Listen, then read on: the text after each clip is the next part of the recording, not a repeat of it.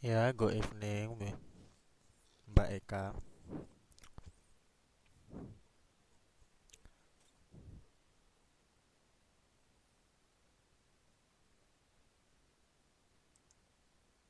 Halo, bisa mendengar suara saya?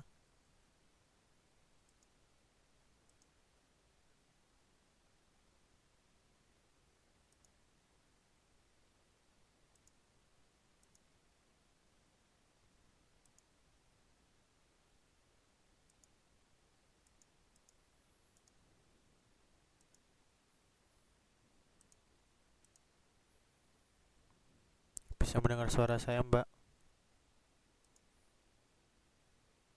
Halo?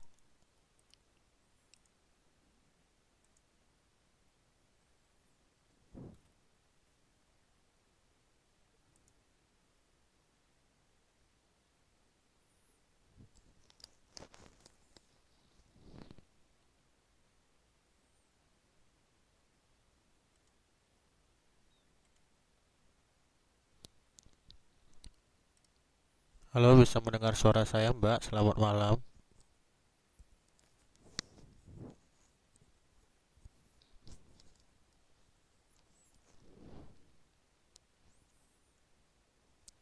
Ya, selamat malam, Mbak Eka.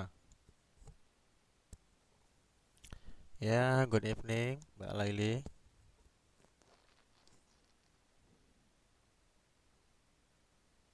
Selamat malam, Mbak Nesa. Ya, good evening, Mbak Setia.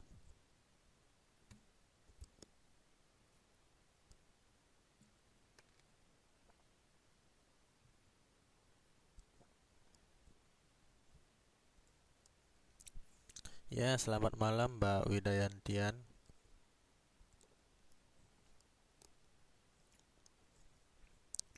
Bagaimana kabar Mbak-mbak sekalian?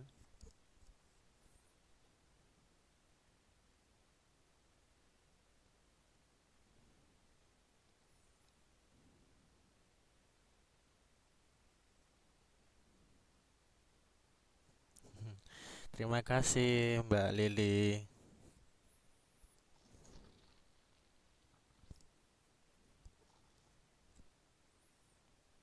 Ya, enggak apa-apa, Mbak Lili. Terima kasih sekali lagi.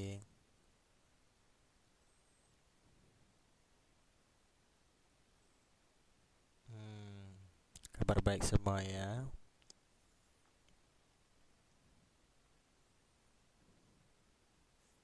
Bagaimana aktivitasnya Mbak? Tidak ada yang merepotkan selama 1 minggu ini ya.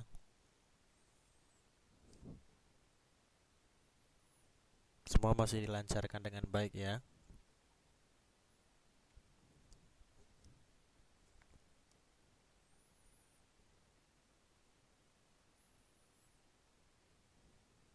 Kenapa begitu Mbak Setia? Kenapa tidak?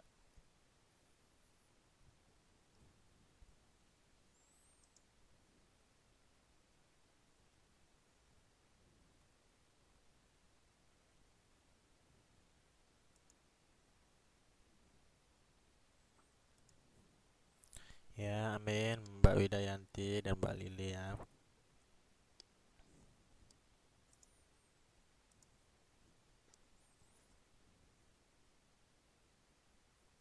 Oh, everything baik-baik saja. Oke lah kalau begitu. Yang penting baik-baik semua. Nah, sebelumnya saya ingin tanya satu persatu Mbak-mbak sekalian, suara saya cukup jelas untuk didengar.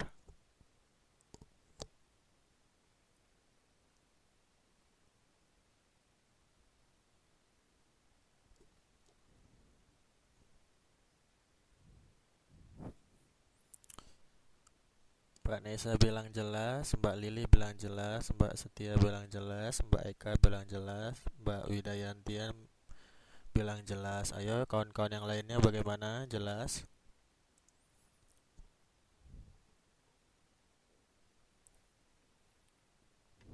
Ya, Mbak Keiza bilang jelas juga ya.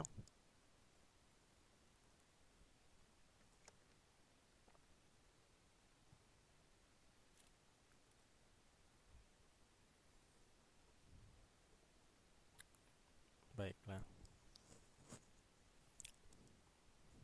Tugas-tugasnya bagaimana, Mbak? Tugas-tugasnya sudah diselesaikan ya? Saya belum ada cek karena saya menunggu sampai deadline. Jadi begitu udah hari H deadline, baru saya cek, baru saya kasih penilaian. Oh, ya bagus Mbak kalau memang sudah ya. Mbak Eka, Mbak Setia. Saya lihat di grup sepertinya sudah lumayan banyak lah yang mengumpulkan. Mm-mm.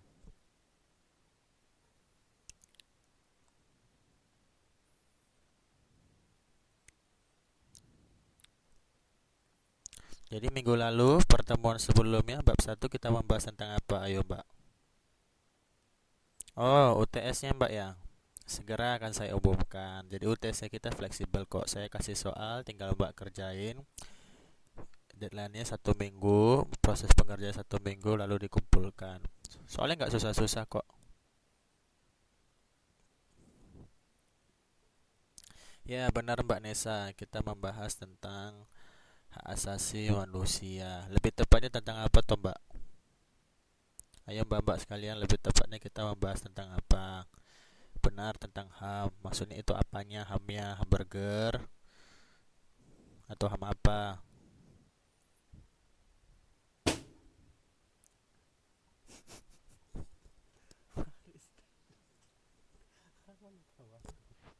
Balun.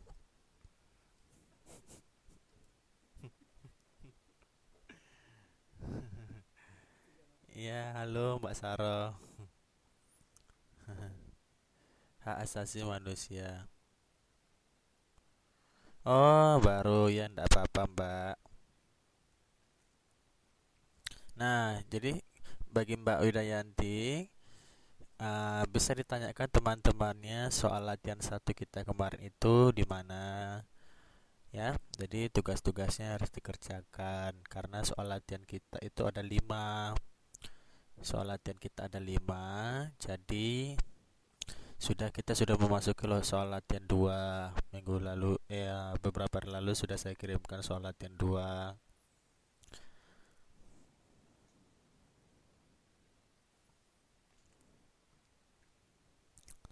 Ya, Mbak Setia, dasar hukum di Indonesia yang berhubungan dengan hak asasi manusia ya. Hmm, iya benar-benar.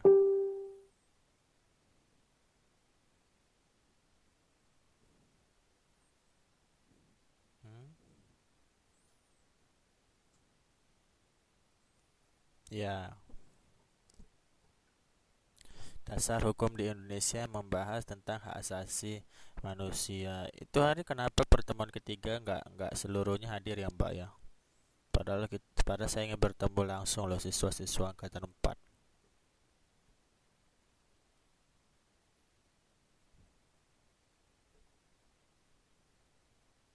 Maksudnya baru gimana tuh Mbak?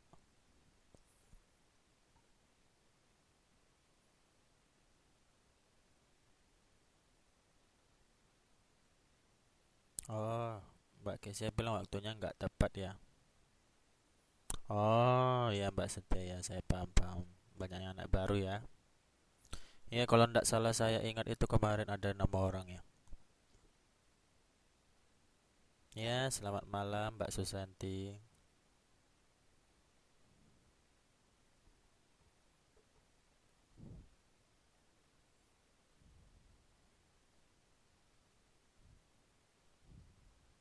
Ya, selamat malam Mbak Wahyu.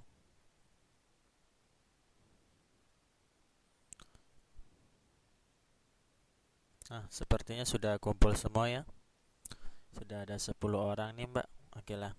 Kalau begitu kita mulai proses belajar kita pada malam hari ini 25 bulan 12 tahun 2015. Sebelum kita memulai pelajaran kita, ada baiknya kita mengambil waktu sejenak untuk berdoa menurut ajaran agama dan kepercayaan kita masing-masing. Saya beri waktu dan tempatnya berdoa dimulai.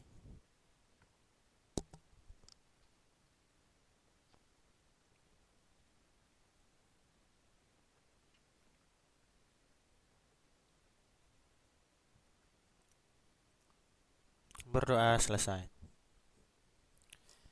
Ya Mbak Saroh, ini kita baru mau mulai ya, baru selesai berdoa ya, dan sekarang kita mulai. Ya, pada hari ini kita mau pelajari tentang bab 2, yaitu pokok kaidah fundamental bangsa kita atau bangsa kita atau bangsaku dalam tema judulnya pada malam hari ini ya. Ya, selamat malam Mbak Fitri. Nah, apakah itu kaidah Mbak? Sebelum kita mulai, saya ingin bertanya kepada 10 students yang ada pada hari ini, hadir pada hari ini sambil menunggu teman-teman yang lainnya. Apakah pengertian kaidah secara singkat aja Mbak? Oh ya, silakan Mbak. Kalau sempat datang lagi ya Mbak. Sekaligus nanti kita masuk ke kelas sejarah, tapi bukan di kelas ini ya. Saya ingatkan lagi ya. Jadi kelas sejarah nanti ada kelas yang sudah saya post, nanti masuk dari situ juga ya. Baik, pertanyaan saya yang tadi adalah pengertian kaidah secara singkat saja. Apakah itu kaidah atau pernah mendengar kata kaidah?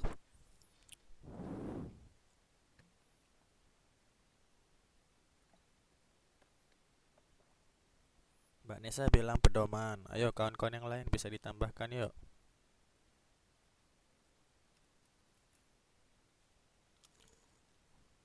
Kaidah adalah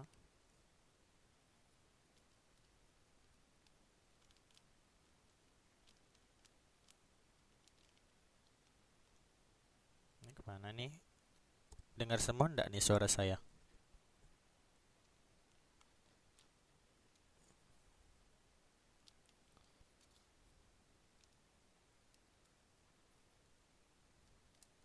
Oh, Mbak Nesa bilang aturan atau norma hukum. Waduh, udah belajar hukum nih mbaknya nih.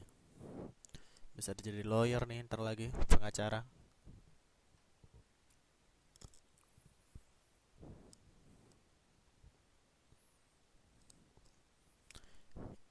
Ya, sambil menunggu kawan-kawan yang lain ya. Jadi, pokok kaidah fundamental bangsaku.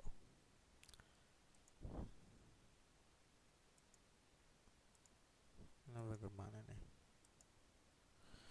Yang pertama, mewujudkan rasa syukur atas kemerdekaan. Nah, kaidah tadi itu kalau dalam bahasa Indonesia yang normalnya itu, formalnya itu adalah norma ya. Jadi norma itu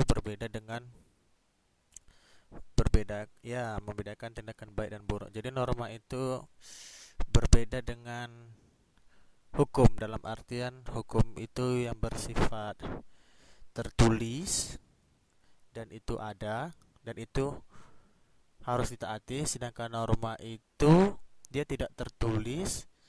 Sebagian besar masyarakat atau kelompok atau seluruh masyarakat itu mengikuti aturan yang tidak tertulis itu. Nah, itu nanti kita berbicara sosiologi ya. Mungkin nanti bisa ditanyakan sama Mister yang ngajar sosiologi ya. Halo Mbak Saro, sudah bisa mendengar suara saya? Atau kawan-kawan yang lain cukup jelas tidak suara saya?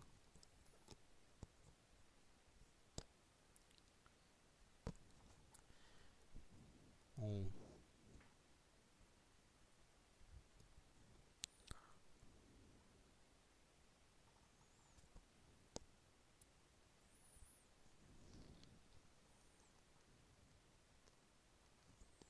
Oh, kalau begitu saya sarankan untuk menggunakan earphone ya atau headsetnya. Lalu kalau bisa sinyalnya yang agak dicari lokasi sinyal yang agak tinggi. Karena biasanya ini sering terjadi gangguan, ya biasa lah karena kita menggunakan teknologi ya. Lalu kita menggunakan jaringan, ya kita harapkan ke depannya jaringan dan teknologi semakin lebih maju sehingga pelajaran kita lebih efektif ya. Nah, jadi mewujudkan rasa syukur atas kemerdekaan. Jadi di sini dikatakan proklamasi kemerdekaan Indonesia 17 Agustus 45 merupakan sumber hukum bagi pembentukan NKRI. Apa tuh NKRI? Negara Kesatuan Republik Indonesia. Proklamasi kemerdekaan telah mewujudkan negara Republik Indonesia dari Sabang sampai Merauke. Namun negara yang diproklamasikan tersebut bukan merupakan tujuan semata, melainkan hanyalah alat untuk mencapai cita-cita bangsa dan tujuan nasional, yaitu mencapai masyarakat yang adil dan makmur berdasarkan Pancasila. Proklamasi kemerdekaan Indonesia mengandung arti, yakni ada beberapa poin ini ya. Sebagai berikut ya. Selamat malam Mbak Etik Susana ya. Ya, salam kenal. Ini perkenalkan teman-teman barunya nih, semua nih rata-rata angkatan 4 kawan-kawan baru semua ya. Saya lanjutkan kembali. Yang pertama itu lahirnya Negara Kesatuan Republik Indonesia, itu sudah jelas. Lalu puncak perjuangan pergerakan kemerdekaan Indonesia, titik tolak pelaksanaan amanat penderitaan rakyat, lalu lahirnya tata hukum Indonesia. Lalu pemerintahan kolonial Belanda, Inggris di Indonesia. Oleh karena itu, sebagai warga negara dalam rangka mewujudkan rasa syukur atas proklamasi kemerdekaan, dapat dilakukan berbagai cara seperti hal berikut ini. Yang pertama itu ya, kita bersyukur atas nikmat kemerdekaan dengan jalan mengisi kemerdekaan sesuai dengan kemampuan, keahlian, dan keterampilan masing-masing. Dua itu menghormati dan menghargai jasa para pahlawan pejuang bangsa dengan cara meneruskan amanat cita-cita perjuangan bangsa. Ketiga, memelihara dan menjaga persatuan dan kesatuan bangsa dengan jalan meningkatkan sikap toleran dan kerjasama antar warga masyarakat. Menjaga keutuhan dan kedaulatan bangsa dengan cara rela berkorban demi kepentingan bangsa negara. 5. Meningkatkan kemandirian bangsa, memperkuat sendi-sendi kehidupan dalam segi bidang IPO, Lexos, Budat, Hamkam. Ada yang bisa tahu nggak kepanjangan apa itu? IPO, Lexos, Budat, Kam. Ayo mbak-mbak sekalian, ada yang tahu? Apakah kepanjangan dari IPO, Lexos, Bud, Han, Kam?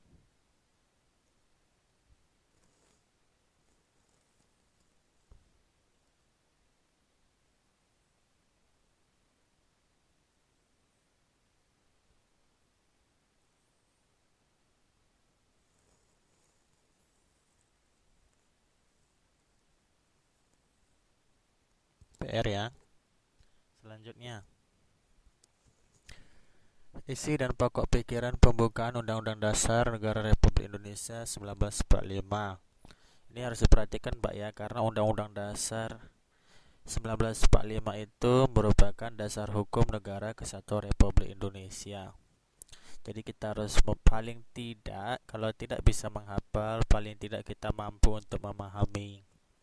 Yang pertama, isi pembukaan Undang-Undang Dasar Negara Republik Indonesia 1945 alinea pertama itu mengatakan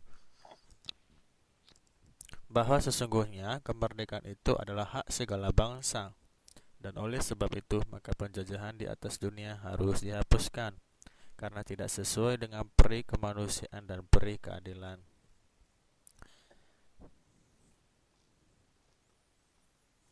Hak kemerdekaan dimaksud di atas adalah hak dari segala bangsa untuk memperoleh kemerdekaan, karena ada dan berlakunya hak kemerdekaan adalah sejalan dengan tuntutan peri kemanusiaan dan peri keadilan.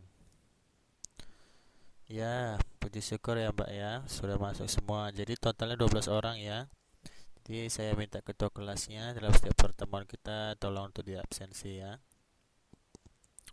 Mbak Kesia, ideologi politik, ekonomi, budaya, pertahanan, dan keamanan, arti Ipo Lexos Budat Hankam. Wah, hebat Mbak Kesia ya. Kasih apresiasi dong sama Mbak Kesianya ya. Kasih jempolnya, mana jempolnya yuk.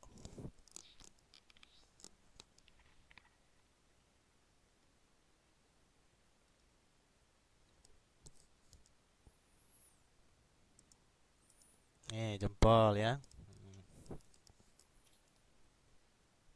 Baik, selanjutnya alinea kedua, dan perjuangan pergerakan kemerdekaan Indonesia telah sampailah kepada saat yang berbahagia.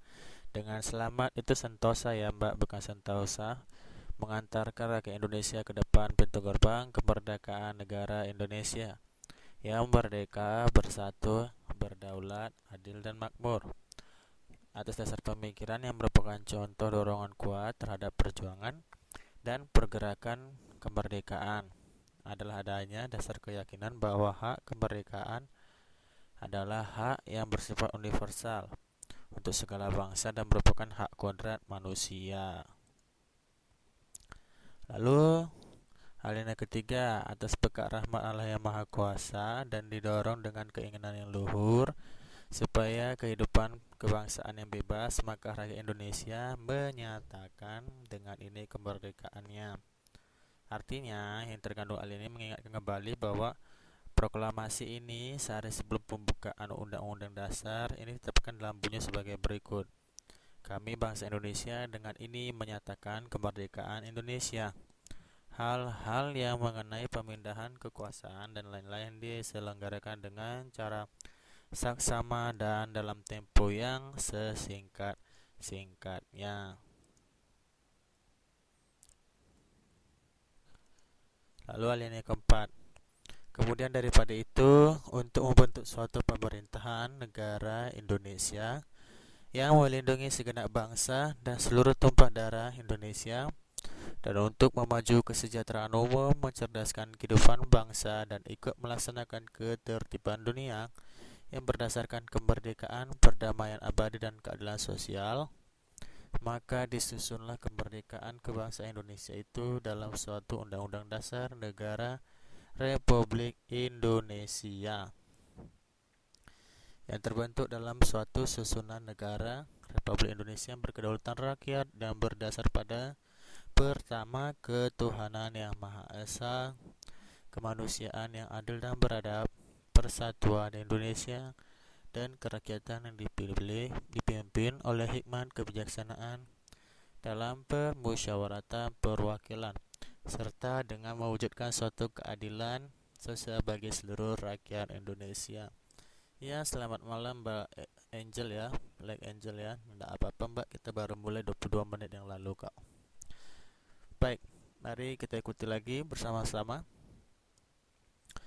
Setelah dalam alinea pertama, kedua, dan ketiga dijelaskan tentang alasan dasar serta hubungan langsung dengan kemerdekaan, maka dalam alinea keempat ini sebagai kelanjutan berdiri negara Republik Indonesia tanggal 17 dirinci lebih lanjut tentang prinsip serta pokok-pokok kaidah pembentukan pemerintah negara Republik Indonesia. Inti isi pokok yang terkandung dalam pembukaan alinea keempat mencakup 4 hal dalam keseluruhan aspek kegiatan penyelenggara negara. Tujuan negara yang pertama, tujuan khusus tersimpul dalam anak kalimat berikut: untuk membentuk suatu pemerintahan Indonesia. Ya, selamat bergabung. Ini Mbak atau Mas ya Mbak? Atau Mas?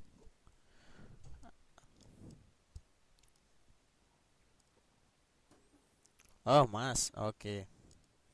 Ya, selamat gabung ya Mas Adzar ya. Tujuan khusus tersimpul dalam anak kalimat berikut: untuk membentuk suatu pemerintahan negara Indonesia yang melindungi segenap bangsa Indonesia dalam seluruh tumpah darah Indonesia, dan untuk memajukan kesejahteraan umum, mencerdaskan kehidupan bangsa. Tujuan khususnya, kalau tadi itu tujuan umumnya ya, melindungi segenap bangsa Indonesia. Oh, ini ikut tujuan khusus, maaf. Tujuan khususnya melindungi segenap bangsa Indonesia dan seluruh tumpah darah Indonesia. Kedua, memajukan kesejahteraan umum dan mencerdaskan kehidupan bangsa. Ya, selamat malam Mas Adam.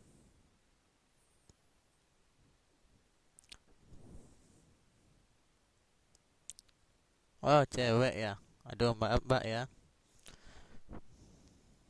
Ya, karena nama duluannya Adam, jadi saya pikir Mas ya.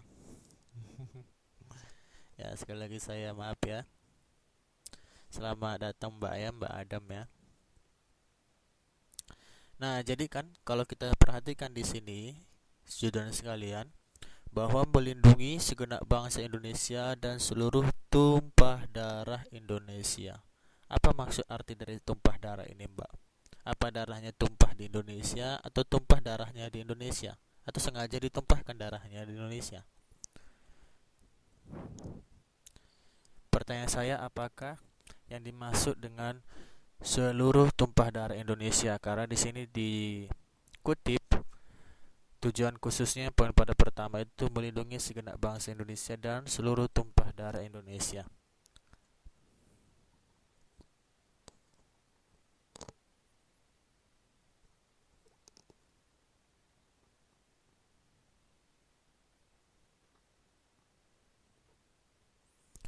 Mbak Susanti bilang rakyat Indonesia. Terus bedanya rakyat Indonesia sama bangsa Indonesia apa, Mbak? Kalau tumpah darah Indonesia itu adalah rakyat Indonesia.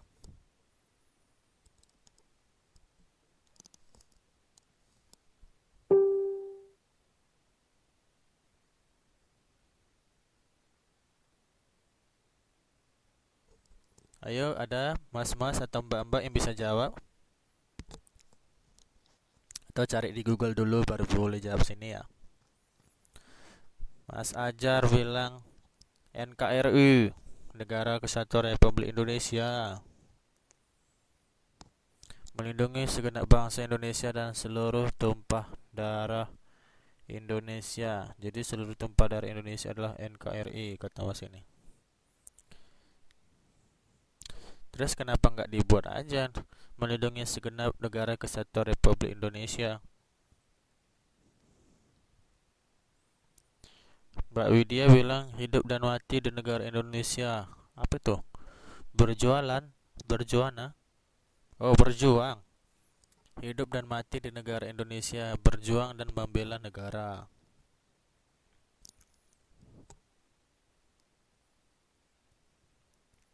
Tanah air Indonesiaku, katanya.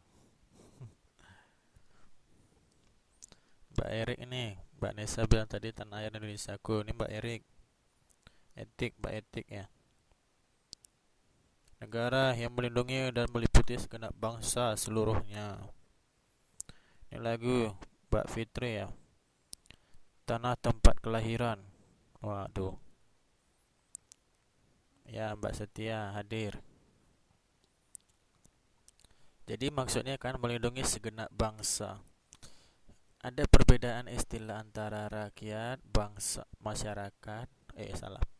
Dari yang terkecil, dari warga, masyarakat, rakyat, bangsa. Lalu seluruh tumpah darah. Ya. Jadi artinya kalau sudah bangsa ini sudah cakupannya lebih luas dari rakyat. Jadi itu bangsa itu satu kumpulan negara ya. Kalau saya bahasakan sederhananya tuh satu kumpulan negara tuh dia sampai ke negara manapun, kalau dia memang masih bersatu sebagai orang Indonesia, dia termasuk dalam bangsanya Indonesia. Sebangsa dia. Sejenis, jadi sejenis Indonesia gitu. Lalu seluruh tumpah darah Indonesia tuh iya benar. Tumpah darah yang dimaksud tuh harkat martabat Indonesia, harga diri, semua segala macam yang ada pada intinya. Yang benar dikatakan mas-mas atau mbak-mbak sekalian itu semua yang itu tercakup dalam tumpah darah ini, harkat dan martabat. Jadi nggak ada yang boleh apa ya saya bilang ya, bahasa pendidikannya nggak ada yang boleh memandang remeh negara Indonesia gitu, maka itu harus dilindungi. Nah, namun kenyataannya bagaimana? Saya kembalikan pertanyaannya kembali sama mbak-mbak dan mas-mas. Apakah bangsa Indonesia pada saat ini, secara khususnya pemerintah, sudah melindungi segenap bangsa Indonesia dan seluruh tumpah darah Indonesia? Ayo coba jawab mbak-mbak dan mas-mas sekalian, bagaimana pandangannya? Singkat aja.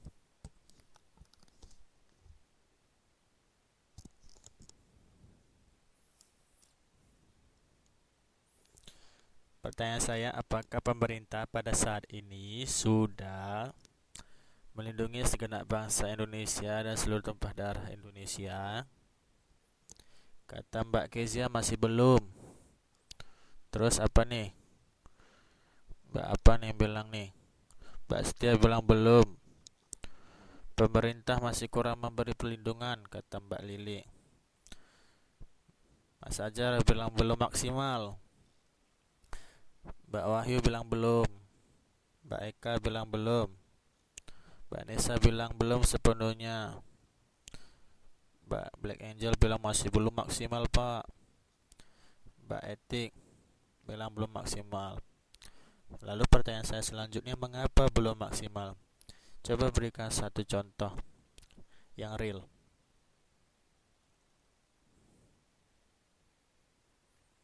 Nih, Mbak Adam bilang melindungi secara keseluruhan, namun banyak yang membuat kerusuhan di mana-mana. Maksudnya apa toh, Mbak? Black Angel masih ada banyak kerusuhan. Mbak Lili bilang masih kurangnya lapangan kerja. Black Angel bilang kosong lapar. Mbak Nisa bilang karena masih banyaknya korupsi, kemiskinan. Mbak saya bilang karena masih banyak kemiskinan. Mbak Mas Ajar bilang perlindungan TKI. Nah, Mbak Etik bilang karena manusia terkadang memikirkan diri sendiri daripada orang lain. Mbak Setia bilang masih banyak kerusuhan, korupsi, termasuk koruptor. Nah, jadi saya ingin luruskan, koruptor itu adalah orang yang melakukan korupsi. Sedangkan korupsi adalah orang yang mengambil apa yang bukan menjadi haknya untuk didapatkan sebagai haknya, dan itu tidak wajib untuk diambil. Mbak Widya bilang belum sepenuhnya masih banyak rakyat yang dikatakan di bawah dari sejahtera. Oke. Mbak Adam bilang karena tikus-tikus yang memakan hak rakyat. Waduh, sudah bahasa ini ya, sudah bahasa-bahasa. Ini calon-calon penulis artikel nih Mbak nih. Udah bisa nih Mbak nulis-nulis artikel di koran nih Mbak, dikirim ke Indonesia. Tikus-tikus yang memakan hak rakyat, itu bagus tuh. Untuk apa nih? Contoh judul naskah nih. Tuh Mbak Nisa yang senyum tuh, kasih tanda senyum tuh. Nah, jadi apa yang dibilang Mbak-mbak dan mas-mas kalian itu betul, dan itu tidak bisa dipungkiri karena itu merupakan suatu kejadian nyata yang memang kita rasakan bersama. Apalagi secara khusus ya mbak-mbak dan mas-mas kalian yang saat ini sedang melaksanakan tugas dan bekerja ya.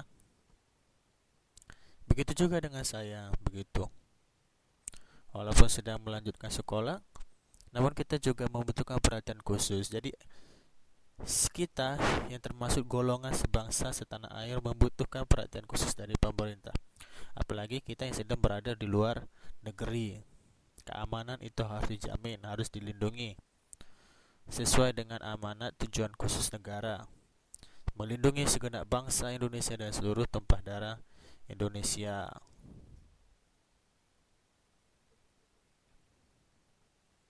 Tuh Mbak Setia bilang betul, Mbak Nesa bilang kurangnya lapangan pekerjaan. Ya betul itu.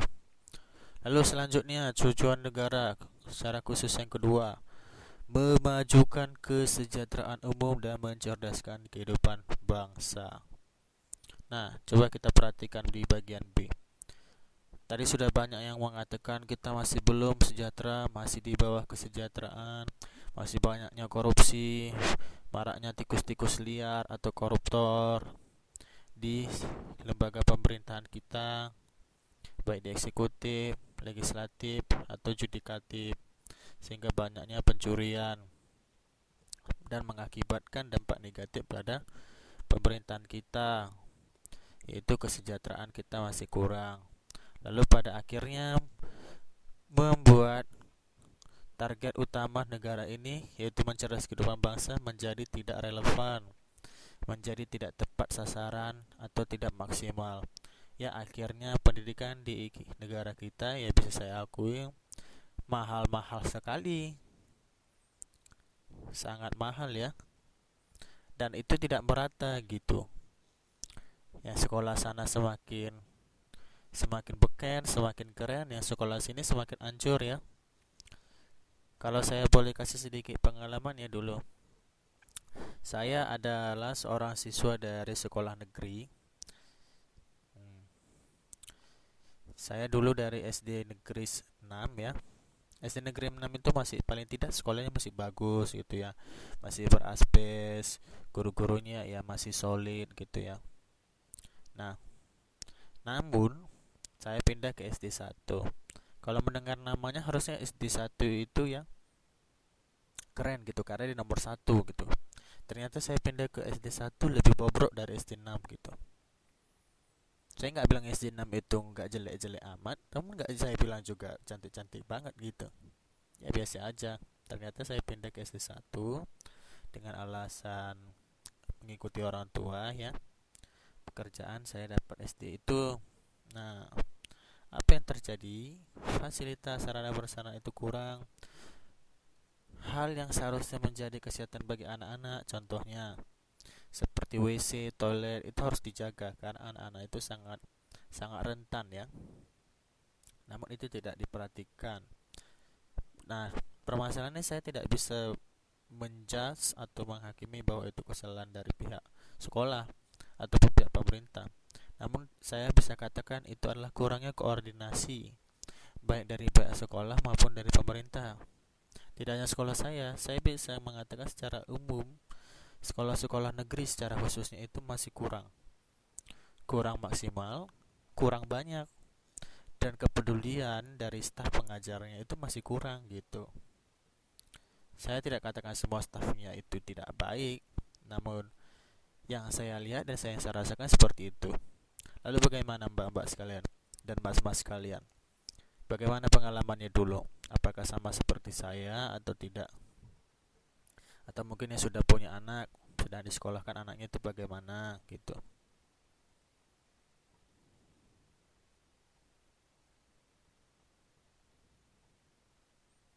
Mbak Etik bilang selain pencurian sekarang kekerasan semakin banyak dilakukan, kurangnya perlindungan bangsa. Mbak Lili bilang mahal tapi pengajarnya banyak yang kurang. Mbak Setia ketawa. Hmm, Mbak Setia bilang di sekolah saya nggak ada WC. Aduh gimana tuh mbak kalau anak-anaknya itu gimana ya?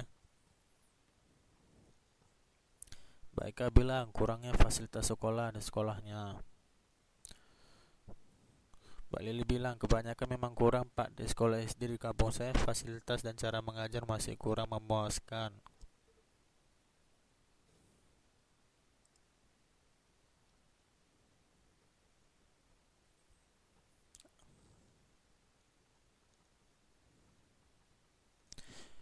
Mbak-mbak sekalian ada yang kenal dengan namanya Mbak Saroh Kalim nggak mbak?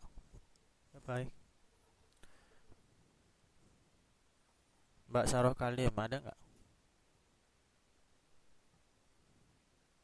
Iya Mbak Saroh. Ini siswanya kita ya?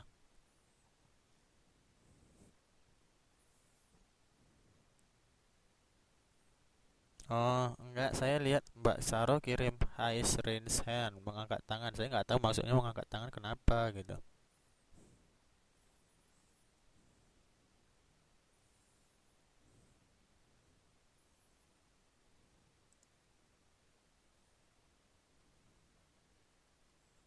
Iya iya iya.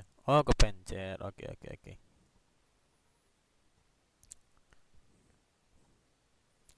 Nah jadi betul tuh yang mbak-mbak bilang tuh fasilitas-fasilitas di sekolahnya ya masih kurang memadai. Padahal anggaran kita sebenarnya banyak loh mbak. Kalau seandainya pemerintah kita ya dalam hal ini pemerintah ini saya bilang pemerintah ini bukan kepada sistemnya namun kepada oknumnya pelaksananya betul-betul betul-betul care betul-betul peduli dan betul-betul amanah kepada rakyat betul-betul amanah ya paling tidak ya gajinya itu ya dipotong setengah gitu kayaknya ya.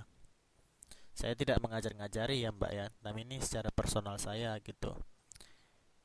Jadi paling tidak ya gajinya itu tunjangannya bahwa ya dipersembahkan gitu untuk pembangunan sekolah. Jadi anggaran kita tuh banyak mbak. Setiap setiap provinsi itu anggarannya pasti banyak. Masalahnya itu disunat terus gitu ya. Dari pusat disunat ke daerah, dari daerah disunat lagi ke daerah-daerah lain, daerah-daerah kota-kota kabupaten, habis itu disunat lagi sampai ke kecamatan. Terus penyunatannya. Nah, itu dia karena koruptor. Nah, gurunya gerumpi-gerumpi di kantor, kualitas pengajarnya, pelajarnya jadi kurang. Kembali lagi koruptor, kadang ada bantuan tapi masuk ke kantong tikus katanya.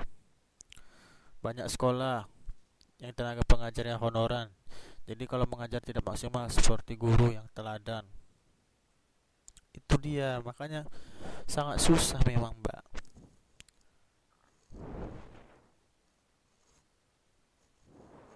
Nah, Mbak Lili bilang nih, ini ada berita yang bagus nih. Maaf, anggaran di sekolah di tempat saya dimakan sama gurunya. Makanya gurunya di tempat saya pada gendut-gendut katanya.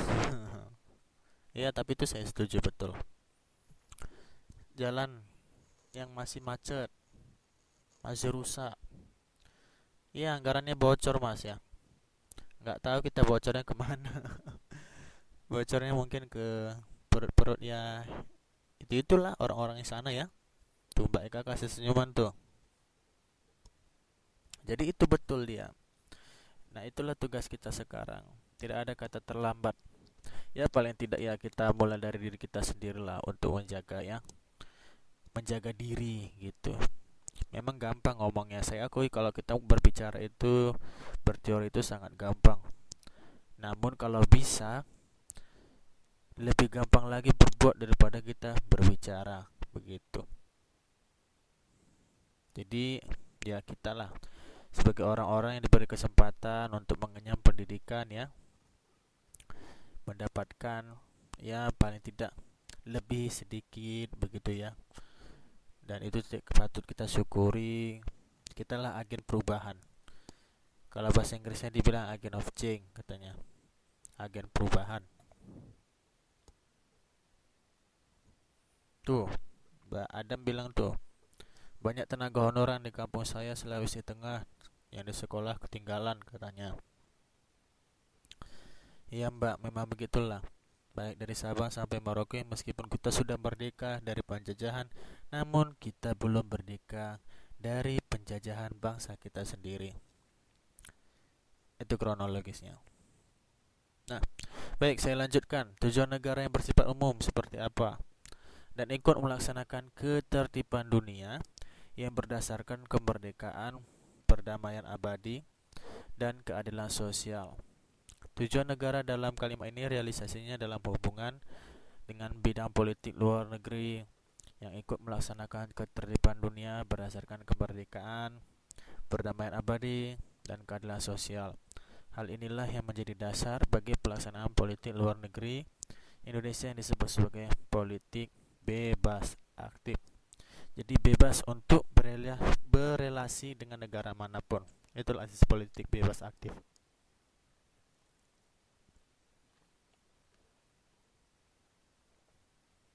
Selanjutnya, ya seperti ARC ya. Selanjutnya, ketentuan diadakannya Undang-Undang Dasar. Ketentuan mengenai diadakannya Undang-Undang Dasar terdapat pada anak kalimat. Maka disusunlah kemerdekaan kebangsaan itu dalam suatu Undang-Undang Dasar Negara Indonesia. Lalu bentuk negara. Negara kita yang terbentuk dalam satu susunan Negara Republik Indonesia yang berkedaulatan rakyat. Nih, saya tanya kepada mbak-mbak atau mas-mas kalian, seluruh 14 students yang ada pada kelas ini, yang dimaksud, apa yang dimaksud dengan Negara Republik Indonesia yang berkedaulatan rakyat?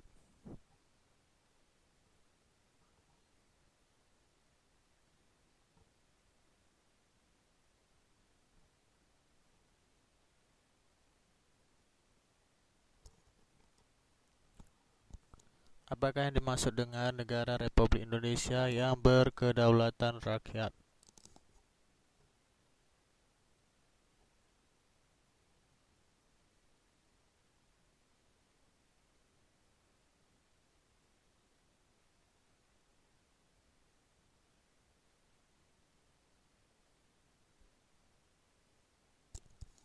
Mbak Nesa menjawab negara yang mematuhi peraturan dan membangun negara untuk rakyat. Ayo kawan-kawan yang lain, ada yang ingin menambahkan?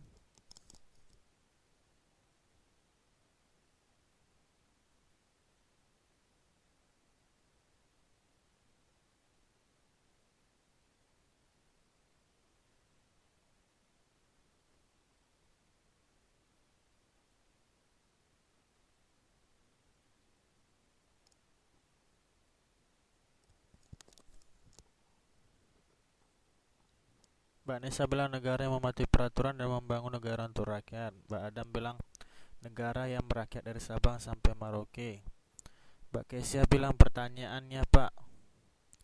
Pertanyaannya apa yang dimaksud dengan negara Republik Indonesia yang berkedaulatan rakyat? Mas Ajar bilang negara yang mementingkan kebutuhan rakyat. Ayo kawan yang lain. Mbak Setia bilang negara yang mementingkan rakyat.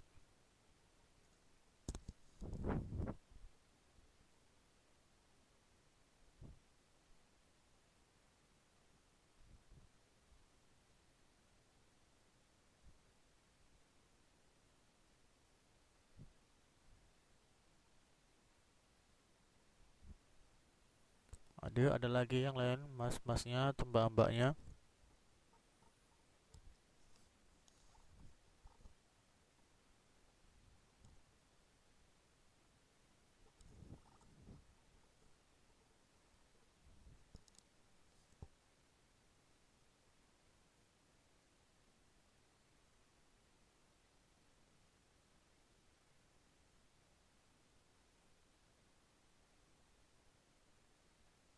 Ya, jadi ya, maksud dari negara Republik Indonesia yang berkedaulatan rakyat,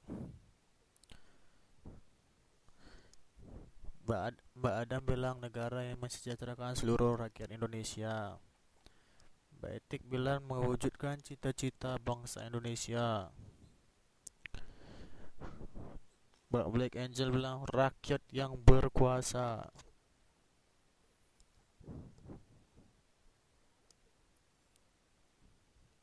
Oke.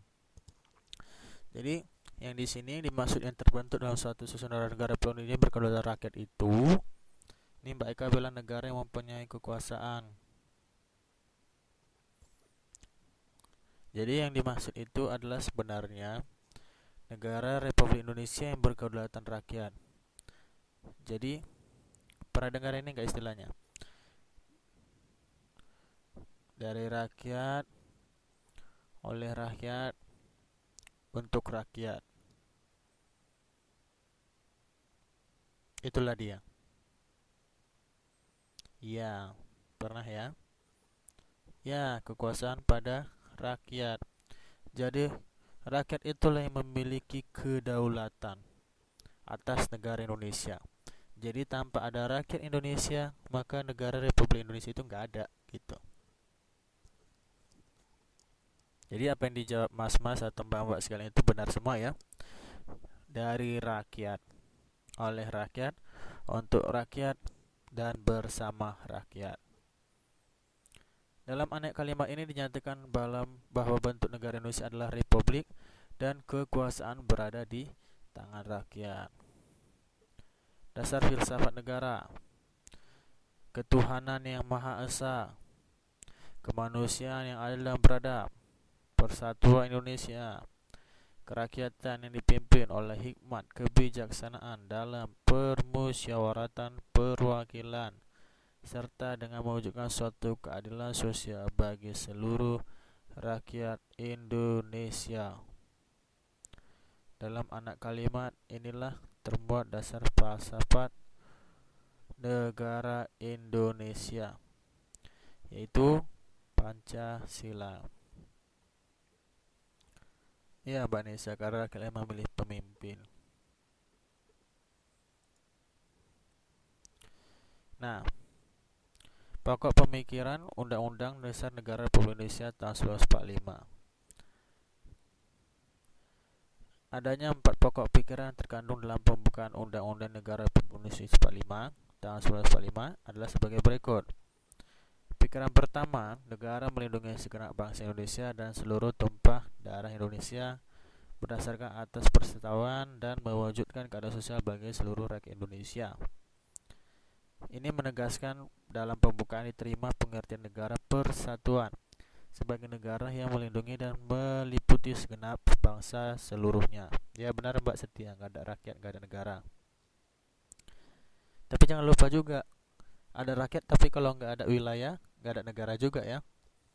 Jadi syarat-syarat terbentuknya negara itu secara de facto adanya rakyat, adanya wilayah, lalu adanya pemerintahan. Namun secara de jure ditambah lagi adanya pengakuan dari negara lain. Lalu perkembangannya. Pokok pikiran kedua, negara hendak mewujudkan keadilan sosial bagi seluruh rakyat Indonesia. Pokok pikiran ini menempatkan suatu tujuan atau suatu cita-cita yang ingin dicapai dalam pembukaan dan merupakan suatu sebab tujuan kausal finalis, sehingga dapat menentukan jalan serta aturan-aturan mana yang harus dilaksanakan dalam Undang-Undang Dasar Negara yang sampai pada tujuannya didasari pada bekal persatuan. Pokok pikiran ketiga, negara yang berkedaulatan rakyat berdasarkan atas kerakyatan dan permusyawaratan perwakilan. Pokok pikiran ini dalam pembukaan mengandung konsekuensi logis atau masuk akal bahwa sistem negara yang terbentuk dalam undang-undang negara, undang-undang dasar harus berdasar atas kedaulatan rakyat dan berdasar atas permusyawaratan perwakilan. Lalu pokok pikiran terakhir yang keempat, negara berdasar atas ketuhanan yang Maha Esa yang menurut dasar pemikiran kemanusiaan yang adil dan beradab. Pokok pikiran ini dalam pembukaan menuntut konsekuensi logis bahwa undang-undang dasar harus mengandung isi yang mewajibkan pemerintah dan lain-lain penyelenggara negara untuk memelihara budi pekerti luhur dan memegang cita-cita moral rakyat yang luhur.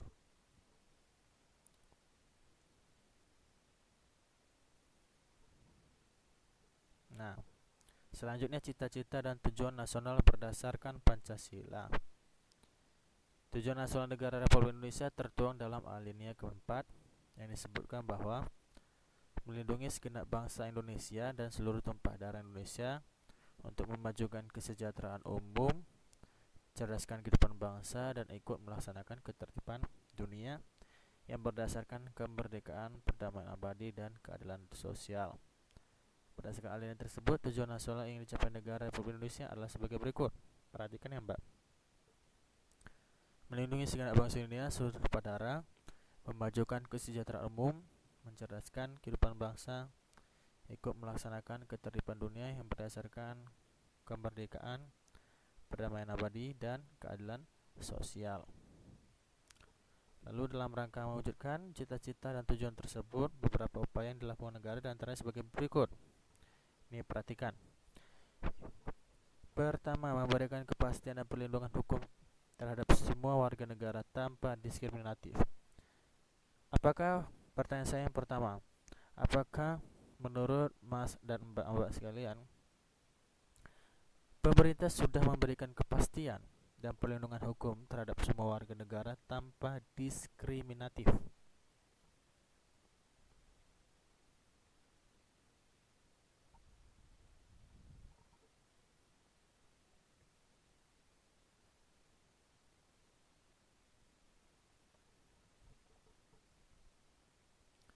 Diskriminatif artinya tidak equal atau tidak setara.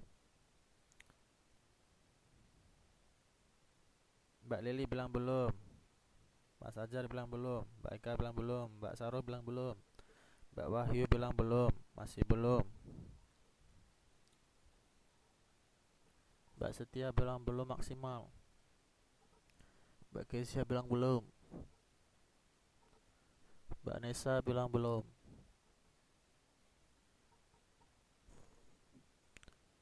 Mengapa demikian? Berikan penjelasan secara singkat.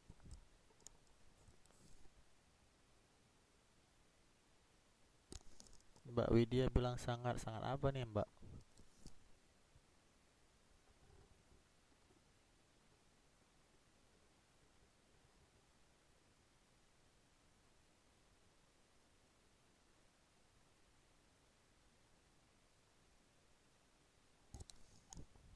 Mbak Nesa bilang masih banyak yang tertindas rakyatnya. Mbak Widi bilang atasnya Mister. Oh iya iya iya, belum sangat ya.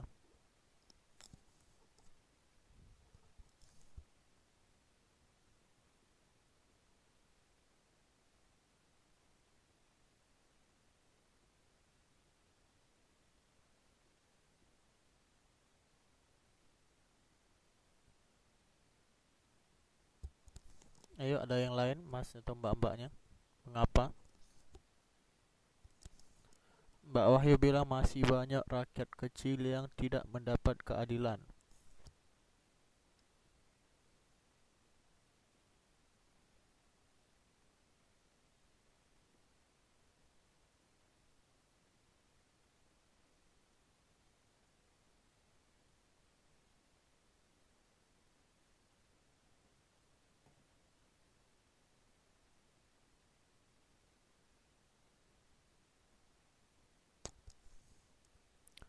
Mbak Nesa bilang karena orang kaya bisa membeli hukum.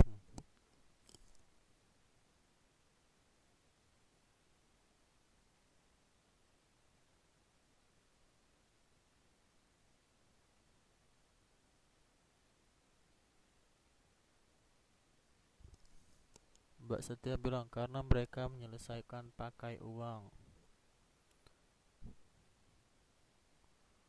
KUHP ya mbak ya, kasih uang habis perkara ya, bukan kitab undang hukum pidana ya. KUHP, kasih uang habis habis perkara. Tuh Mbak Nesa bilang benar.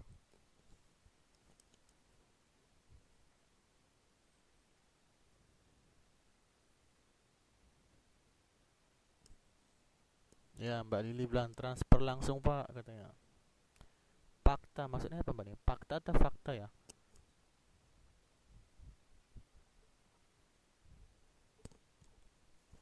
Negara kita masih tergantung dengan negara lain. Aduh tersangkut lah ya mbak ya.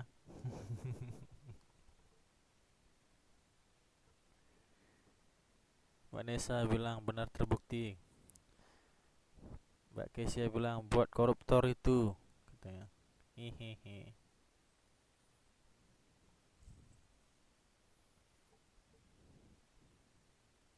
Nah, jadi jawaban pertama itu ya memberikan kepastian dan perlindungan hukum terhadap semua negara, semua warga negara tanpa diskriminatif. Sepertinya belum lah ya, belum maksimal ya.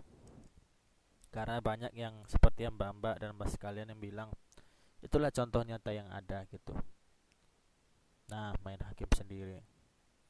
Lalu kedua, menyediakan fasilitas umum yang memadai yang berdampak pada kesejahteraan masyarakat. Ayo mas-mas dan mbak-mbak sekalian, dibuat aja satu kalimat apa yang sudah fasilitas apa yang sudah dibuat pemerintah dan fasilitas apa yang belum dibuat pemerintah. Tulis sekaligus jawabannya ya. Maksudnya sekalian aja gitu, jangan dipisah-pisah. Mbak Nesa bilang membangun jalan yang masih belum memadai. Itulah negatifnya, positifnya apa Mbak?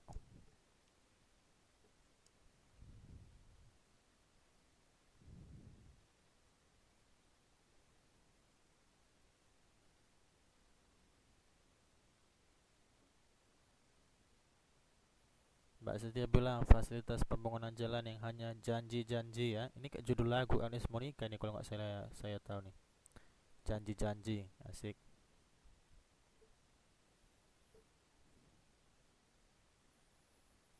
Mbak Black Angel bilang bus busway pak, tapi masih desak-desakan, sering terjadi pelecehan. Ya benar, marak di berita ya. Mbak Lili bilang negatifnya banyak, positifnya dikit. Waduh. Mbak Seti bilang tempat saya jalannya batu kerikil.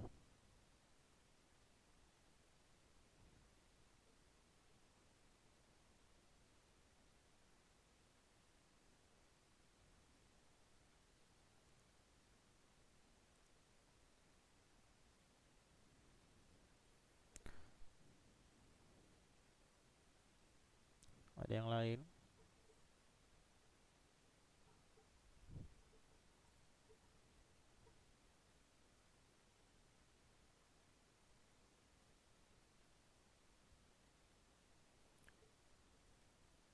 Mbak Eka bilang menyediakan fasilitas kebidanan untuk para ibu-ibu yang mau melahirkan di tiap desa. Namun kalau nanti dikasih fasilitas kebidanan Mbak secara maksimal, nanti banyak yang melahirkan dong Mbak. Enggak ya?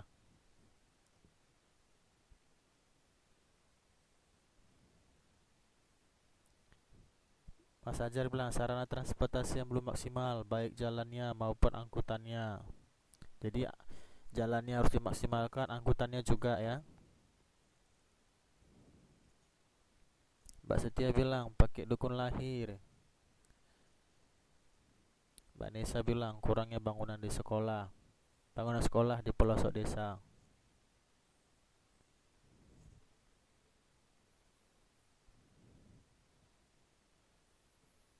Ya, Mbak Eka kasih senyuman gara-gara saya bilang kalau maksimal nanti bidannya banyak di desa-desa, banyak yang melahirkan nanti ya.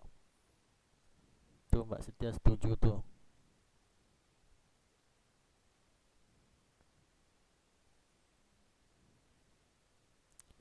Oh, pakai KB. Oh, iya iya iya.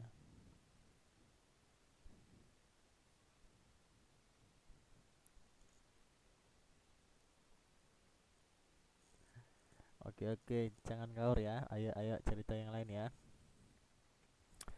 Oke, menyediakan fasilitas umum yang memadai berdampak pada kesejahteraan masyarakat.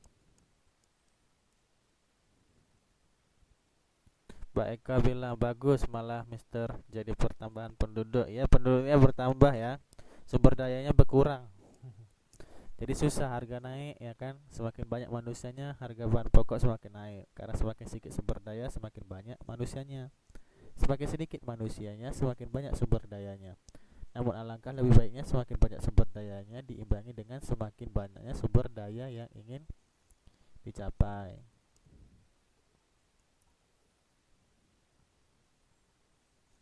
Jadi kalau berbicara tentang ekonomi ya, semakin banyak permintaan barang, semakin mahal harga barang.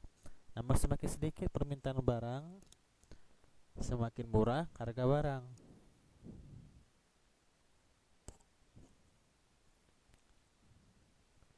Ya, nggak bagus karena kepadatan. Tuh.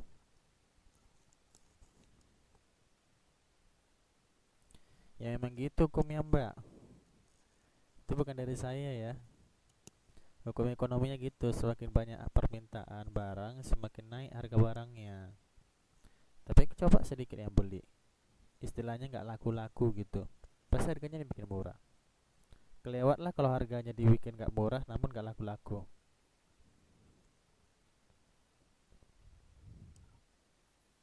Ya benar. Nah paling urgent tuh masalah apa ya? Masalah jalan ya. Jalan Indonesia ini termasuk negara yang unik punya ya, punya negara yang punya lima pulau besar. Yang sebenarnya kalau misalnya pulau-pulau itu dipisahkan itu bisa membentuk negara masing-masing jadi 5 negara. Namun kita adalah negara kesatuan meski kita 5 kepulauan besar. Ada sekitar 17.000 kepulauan lebih dan hampir setengahnya itu tidak memiliki nama dan belum berpenghuni.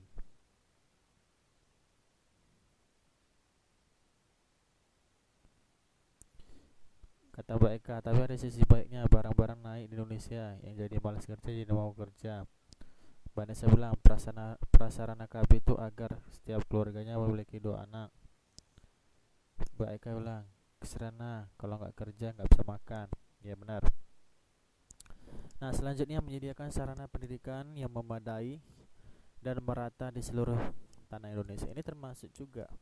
Apakah sarana pendidikan Indonesia sudah memadai dan merata Mbak atau Mas kalian? Jika belum, mengapa? Jika sudah, mengapa?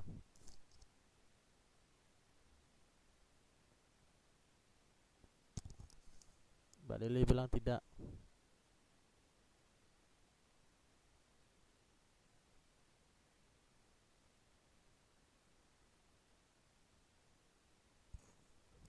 Mbak Nesa bilang apa?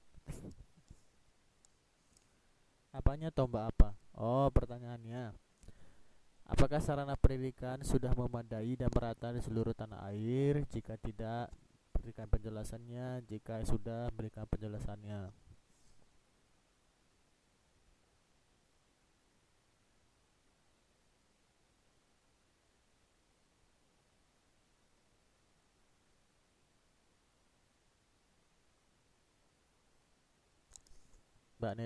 Mbak Nesa bilang belum karena masih banyak buta huruf. Mbak Black Angel, pertanyaannya, apakah pendidikan Indonesia sudah merata atau belum? Jika belum, berikan penjelasan. Jika sudah, berikan penjelasan. Mbak Wahyu bilang belum, di daerah terpencil masih kurang memadai fasilitasnya.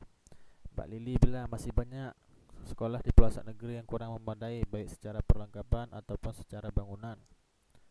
Mbak Nesa bilang di pelosok terpencil.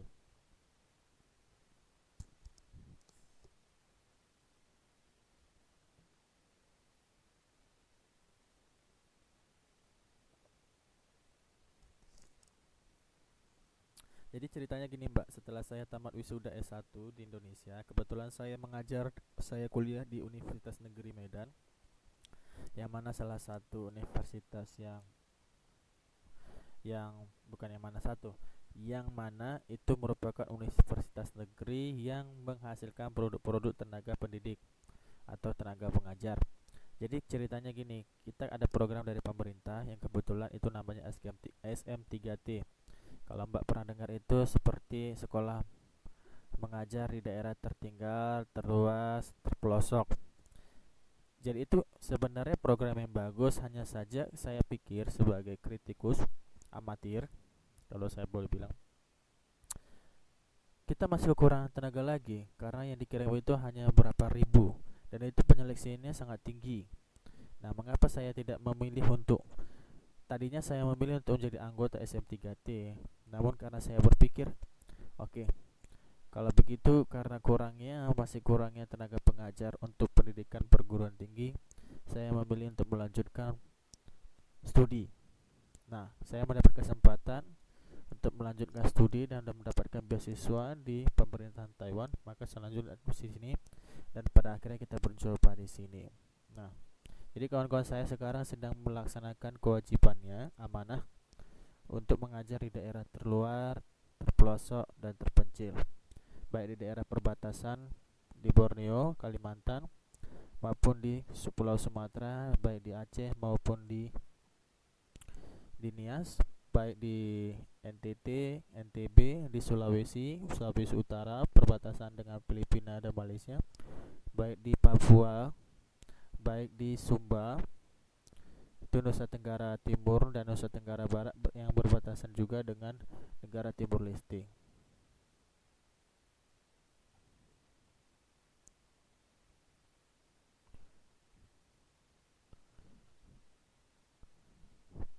Tuh, Mbak Lili bilang masih banyak sekolah di pelosok negeri yang kurang memadai baik secara perlengkapan atau bangunan. Mbak Nisa bilang di pelosok terpencil. Mas Ajar bilang belum rata, daerah terpencil masih kurangnya tenaga pengajar, guru honor gajinya 250.000. Saya Sumatera Pak. Oh, jadi nama Mbak Sumatera.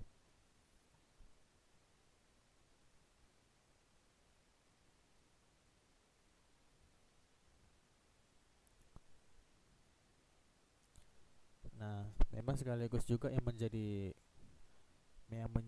tujuan mereka selain memang mereka ingin amanah, tentu faktor ekonomi juga. Jadi dasar ekonomi juga, karena daripada tidak kerja sama sekali, bagusan juga mengikuti program SM3T.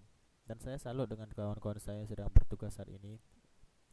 Saya tidak mungkin angkatan 4 sekarang yang saat ini melanjutkan program SM3T 1 tahun di daerah pelosok terpencil dan terluar.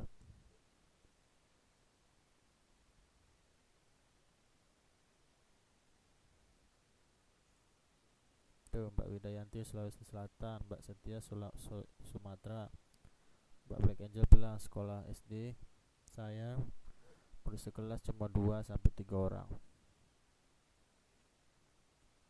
Maka dari itulah tujuan kita sebagai orang-orang yang diberi kesempatan untuk mendapatkan pendidikan, kita mulai dari keluarga kita berikan pendidikan yang terbaik, tata santun, apalagi kita yang sudah pergi ke luar negeri, ya baik itu pun mencari pekerjaan atau melanjutkan sekolah, kita mendapatkan ilmu baik secara formal dan non formal, baik secara buku ataupun pengalaman pribadi, secara perorangan individu ataupun kelompok. Ketika kita kembali ke negeri kita memberikanlah apa yang kita dapat secara baik, dan yang buruknya kita buang bersama-sama.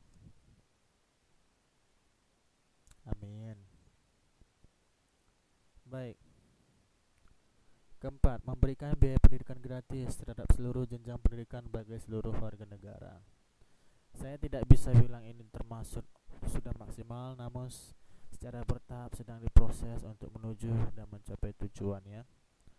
Kalau dulu pada masa-masa saya, kalau saya boleh cerita, pendidikan gratis itu hanya sampai SD.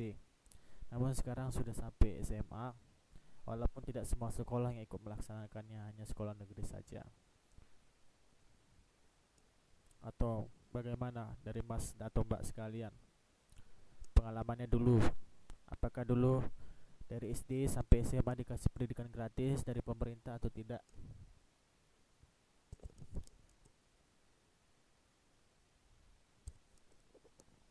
Oh, Mbak Nesa bilang bayarannya mahal. Mas yang dan kawan-kawan lainnya, Mbak-mbak lainnya gimana? Oh, bayar.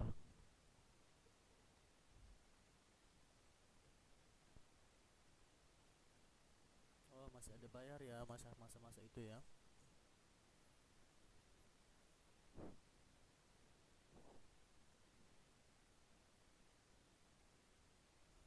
Suara saya nggak jelas, Mbak.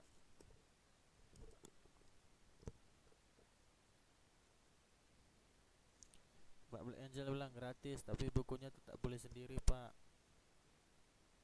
Ya itulah kendalanya. Sekolah gratis, buku bayar.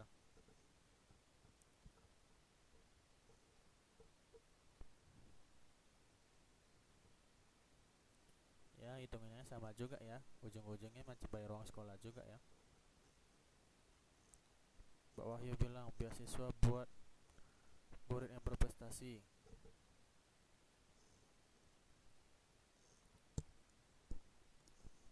Mbak Black Angel bilang suara saya nggak jelas.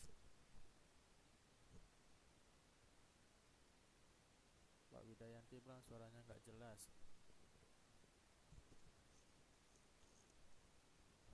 Mas Ajar bilang dulu saya waktu SD SPP setahun cuma 900 perak.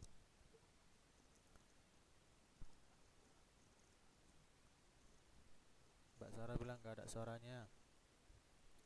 Mbak Nesa bilang 11.000 zamanan dulu. Mbak Nesa bilang mahal. Halo, halo, halo,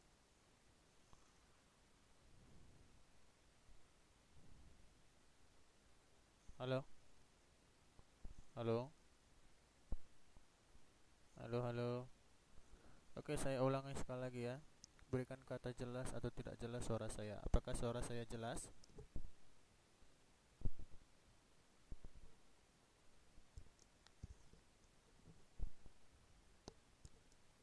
Mbak Wahyu bilang suara saya kecil.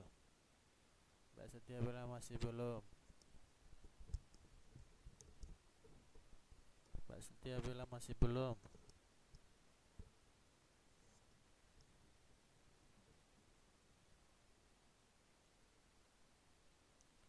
Atau kawan-kawan yang lain bagaimana? Putus nyambung. Padahal saya sudah berdekatan nih sama mic-nya ini.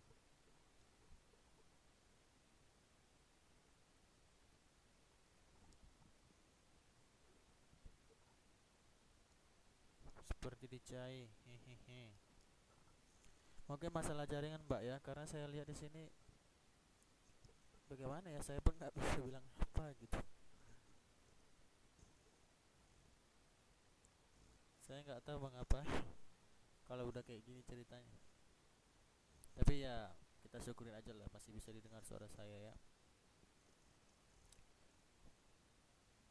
Baik, selanjutnya itu menyediakan infrastruktur, sarana, transportasi yang memadai dan menunjang tingkat perekonomian rakyat. Kalau mbak-mbak sekalian dan mas-mas sekalian, kalau mbak dan mas-mas sekalian melihat infrastruktur transportasi kita seperti bus, angkot, angkutan umum itu bagaimana? Apa sudah maksimal jika dibandingkan dengan Taiwan atau bagaimana? Saya nggak ada nelan mic-nya, Mbak. Cuma saya sudah tempelkan bibir saya dengan mic ini sekarang. Saya nggak tahu kalau suara saya hilang ya, Mbak. Mungkin ini masalah jaringan karena sekarang sudah mulai dingin lagi. Semalam Semalam juga saya ngajar, tiba-tiba di tengah jalan hilang suara saya.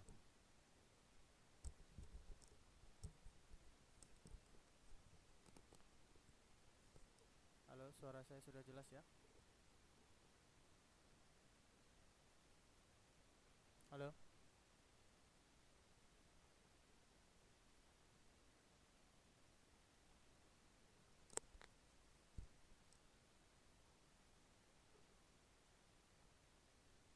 Halo, halo. Jaringannya nih Mbak ya. Halo, halo. Halo, halo.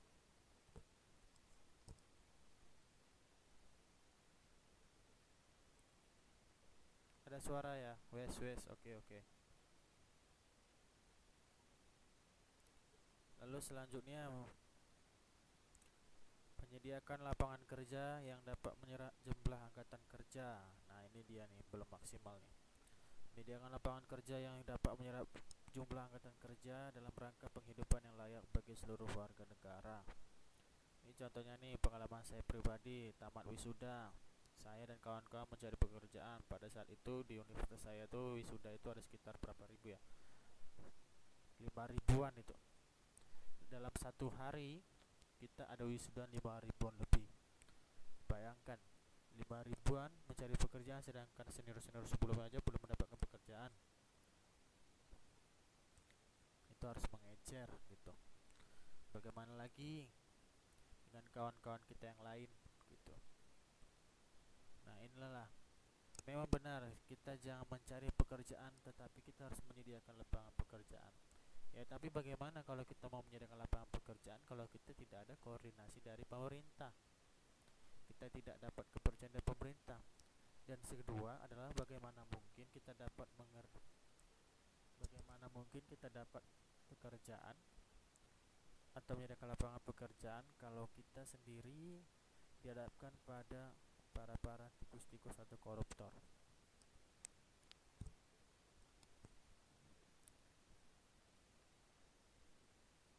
Ya, bisa jadi ini karena masalah jaringan ya Mbak ya.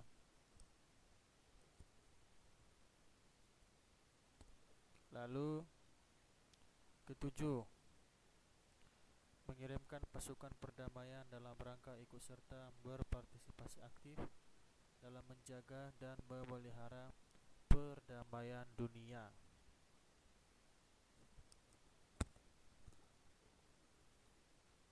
Iya Mbak, jaringannya Mbak ya.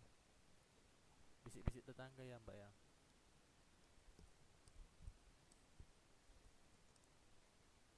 Ya, ini masalah jaringan sekali lagi ya.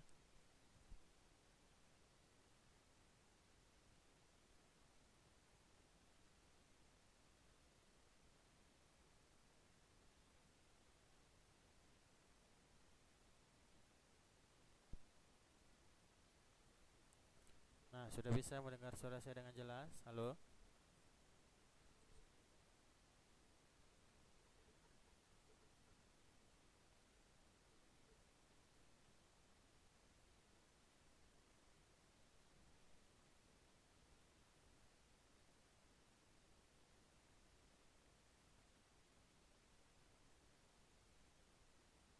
Sudah jelas Mbak?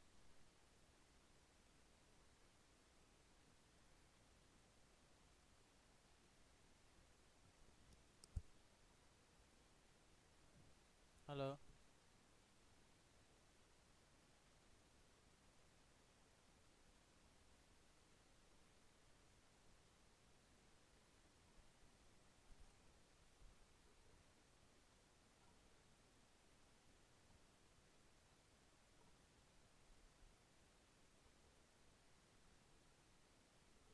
Ya, berarti artinya kesalahannya itu ada pada masa jaringan ya. Atau nih BBB ini lagi datang nih, lagi konser nih, jadi putus nyambung nih suara kita semua ya.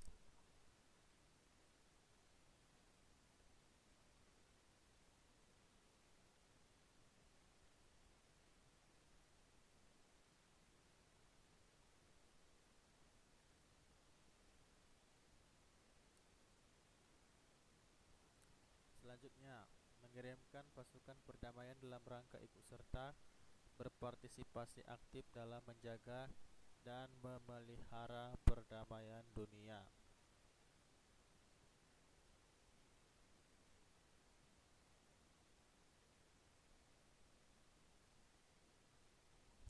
Lalu penegasan kedaulatan rakyat dalam konteks negara hukum Indonesia termaktub dalam pasal 1 ayat 2 dan 3 Undang-Undang Dasar Negara Republik Indonesia tahun 1945 yang berbunyi sebagai berikut. Kedaulatan berada di tangan rakyat dan dilaksanakan menurut Undang-Undang Dasar, dan negara Indonesia adalah negara hukum. Dengan demikian, kedaulatan berada di tangan rakyat dan segala sikap tindakan yang dilakukan ataupun diputuskan oleh alat negara dan masyarakat haruslah didasarkan pada aturan hukum. Dalam konteks negara hukum, kedaulatan rakyat Indonesia didelegasikan melalui peran lembaga perwakilan yang ada dalam hal ini adalah alat kelembagaan negara dengan menggunakan sistem perimbangan kekuasaan, check and balance.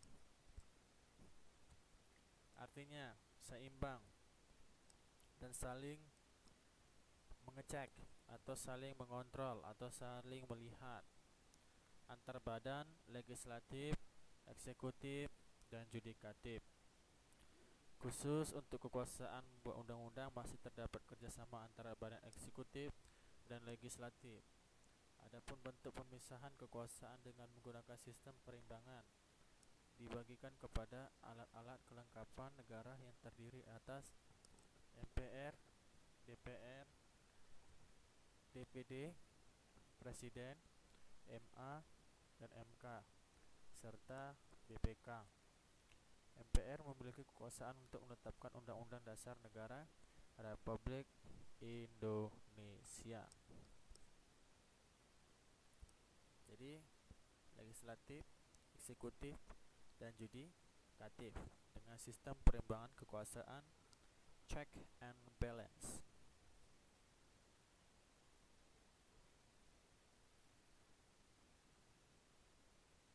Selanjutnya, beberapa hal yang dapat dilakukan dalam rangka mewujudkan kedaulatan rakyat meliputi sebagai berikut. Efektivitas dan efisiensi peran lembaga-lembaga perwakilan rakyat, pelaksanaan prinsip kesamaan dalam hukum dan pemerintahan atau equality before the law bagi seluruh warga negara Indonesia, adanya jaminan negara terhadap perlindungan hak asasi manusia bagi warga negara Indonesia, adanya supremasi hukum dalam penyelenggaraan kedaulatan rakyat, adanya penyelenggaraan pemerintah sebagai amanat kedaulatan rakyat berdasarkan Undang-Undang Dasar Negara Republik Indonesia tahun 1945 dan peraturan hukum yang berlaku. Penyelenggaraan proses peradilan administrasi yang bebas dan mandiri. Penyelenggaraan pemilihan umum atau pemilu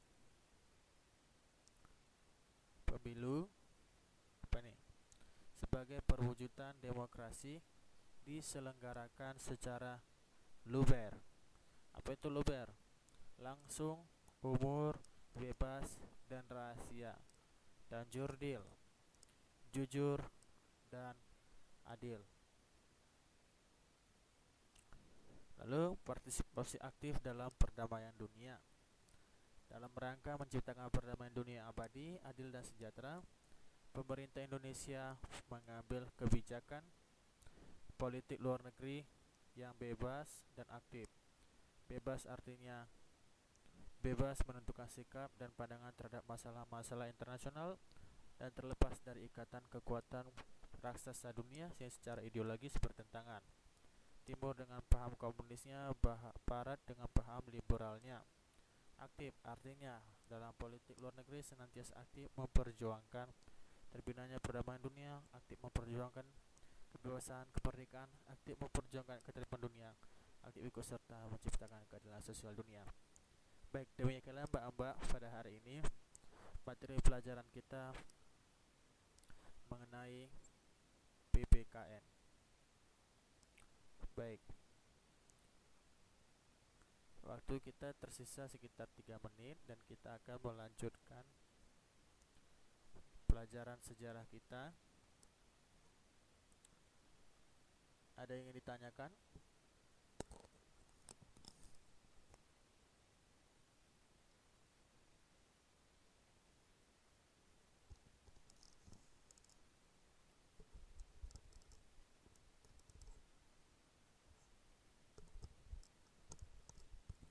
Baik, jika tidak ada yang ingin ditanyakan,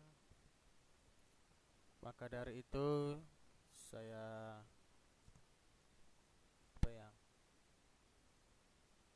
kita dapat tutup ya pertemuan kita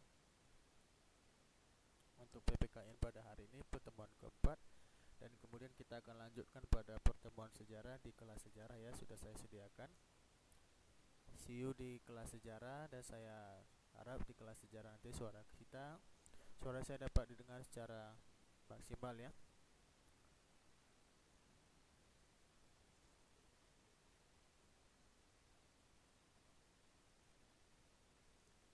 Yep.